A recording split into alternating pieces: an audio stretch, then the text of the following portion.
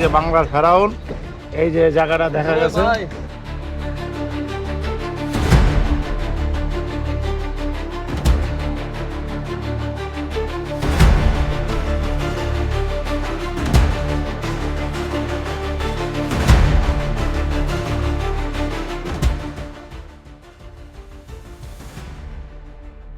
এখান থেকে ইটু চোখ আমি নিয়ে যাবো বাসায়।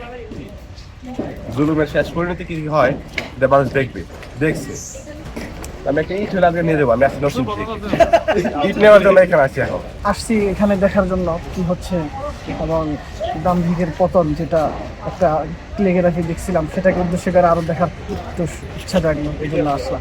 একবার এসে গেছি, কিন্তু এই যে ভাঙ্গাটা ভাঙছে আমি খুব খুশি হয়েছি। এত বড় সরকারের এত উন্নত করা উচিত না। সে যে বাংলাদেশ থেকে গেছে, বাংলাদেশের মানুষের জন্য সে কিছু করে যায় নাই। 16 বছর ধরে ভোট দিতে পারিনি, পটুকারি আমার বাড়ি। আজকে সেই ভোটটা দেওয়া যাইবে।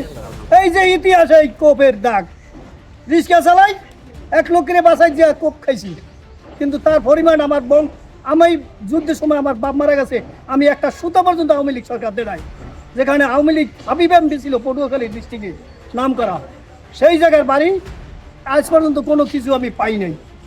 এই অবস্থা এই সরকার করিয়ে গেছে, যে বলছে আওয়ামী লীগ করি, তার অনেক কিছু দিছে, কিন্তু এইটা নিয়ম না। যে সরকার হবে সে সবাইকে এক হাতে দেখে, কিন্তু তারা রাজনীতি হিসেবে যে লাড়ি লইতে পারছে আল্লাহকে, তারাই চলে গেছে, কিন্তু সাধারণ গরিব তারা রোডে মরছে। নবীজির যুগে যে ফেরাউন ছিল, ওই ফেরাউন তো এক নিষ্ঠুরতা ছিল, ওই রকমের দ্বিতীয় ফেরাউন আজকে এই যে বাংলার ফেরাউন, এই যে জায়গাটা দেখা গেছে। এখানে মানুষের অত্যাচার করছে, মানুষের জনগণের মাল সম্পদ সব খাইছে, হয় আজকে খায়া ওই ফেরাউনের কাজ করছে। আজকে ওখানে একটা বিল্ডিং করছে, 3 তলা বিল্ডিং, ওখানেও নিচে গভীর পানি ভিজতেছে, দেখা যাবে ওখানে কি পাওয়া যায়। আগে শুধু একটা বাড়ি ছিল, এখন কতগুলো বাড়ি হয়েছে, সব জনগণের সম্পদ লুইটা খাইছে। এই জন্য আল্লাহ তাআলা ছাড় দেয়, কখনো ছেড়ে দেয় না।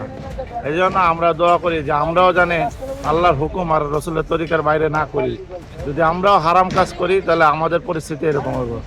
এই জন্য সকলের কাছে দোয়া যে সবাই হক পথে চলেন, আল্লাহর হুকুম চলেন, রসুলের তরিকায় চলেন, সৎ পথে ইনকাম করেন। এর দ্বারা আল্লাহ তাআলা দুনিয়াতেও আপনাকে কামিয়াব রাখবে, আখিরাতেও কামিয়াব রাখবে।